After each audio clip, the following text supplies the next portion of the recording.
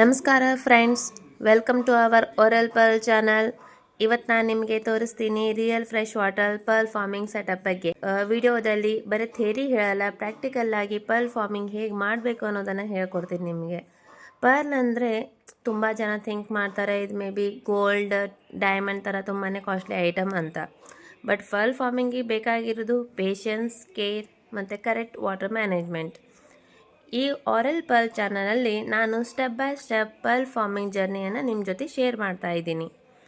ಈ ವಿಡಿಯೋದಲ್ಲಿ ನಿಮಗೆ ಮೇನ್ ಟ್ಯಾಂಕ್, ಪ್ರೀ ಟ್ಯಾಂಕ್ ಮತ್ತು ಹೆಲ್ತಿ ಮಸಲ್ಸ್ ಹೇಗೆ ರೆಡಿ ಮಾಡಿದ್ದೀನಿ ಅನ್ನೋದನ್ನು ನಾನು ಎಕ್ಸ್ಪ್ಲೇನ್ ಮಾಡ್ತೀನಿ.